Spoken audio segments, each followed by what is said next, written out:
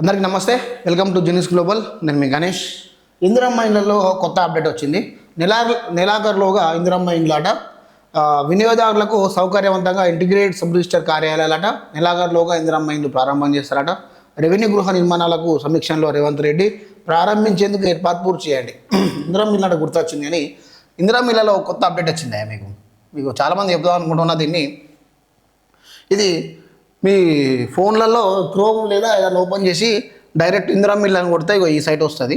ఈ సైట్లో ఇదివరకు మనం ఎక్కడ వరకు చూసుకున్నాము అంటే కేవలం మన పేరు, ఊరు, ఇది ఫోన్ నెంబరు, మీ సర్వేరు, మీది ఎక్కడ ఉందని లిస్ట్ టైపు, మీది L1 ఉందా, L2 ఉందా, L3లో ఉందా చూసింది.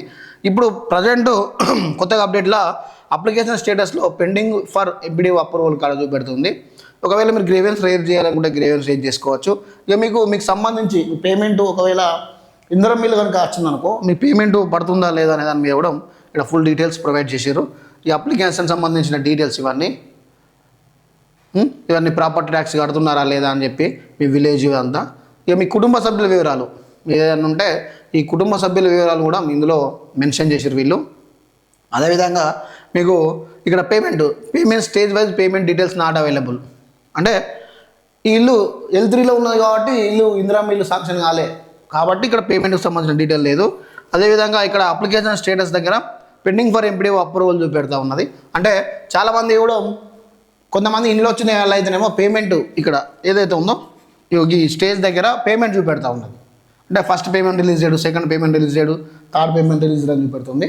ఇక ఇందిరమ్మ ఇల్లు ఎవరికైతే రాదో వాళ్ళది ఈ స్టేజ్లో ఇక్కడ పేమెంట్ నాట్ అవైలబుల్. అదేవిధంగా అప్లికేషన్ స్టేటస్ దగ్గర పెండింగ్ ఫర్ ఎంపీడీఓ అప్రూవల్ చూపెడతా ఉన్నది. ఇది ఇందిరమ్మ ఇళ్లలో కొత్తగా అప్డేట్ వచ్చింది. చాలామంది ఇలా ఫ్యామిలీ మెంబర్స్ కూడా మెన్షన్ చేసారు. రేషన్ కార్డులు ఎంతమంది ఉంటే అంతమంది మెన్షన్ చేసారు.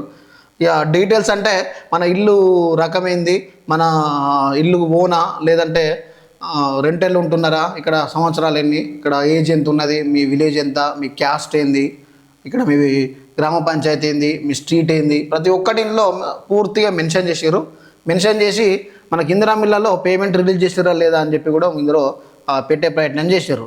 మొత్తానికైతే ఇక్కడ పెండింగ్ ఫర్ ఎంపీడీఓ అప్రూవల్ ఉంది కదా, సో ఈ పెండింగ్ ఫర్ ఎంపీడీఓ అప్రూవల్ దగ్గర పోతే మాకు ఏందనేది వెళ్తుంది. అంటే ఒకవేళ ఎంపీడీఓ దగ్గర పోతే మీ ఇందిరమ్మ ఇల్లు స్టేజ్ తెలుసుకోవచ్చు. మాకు ఇందిరమ్మ ఇల్లు వస్తుందా రాదా, లేదంటే రిజెక్టెడా, మాకు ఎందుకు రాలేదు, ఏ కారణం చేత రాలేదు, మరి వస్తే పేమెంట్ ఎందుకు రిలీజ్ చేయలేదు, ఆ పేమెంట్ రిలీజ్ అవుతుందా కాదా, ఇంకా టైం పట్టుద్దా, అంటే ఈ చిన్న చిన్న ఏదైతే డౌట్స్ ఉంటాయో చూసినావా, డౌట్ ప్రకారంగా అయితే ఈ ఎంపీడీఓ గారిని కలిస్తే మీకు ప్రతి ఒక్క డీటెయిల్స్ వచ్చే అవకాశం కనబడుతున్నది.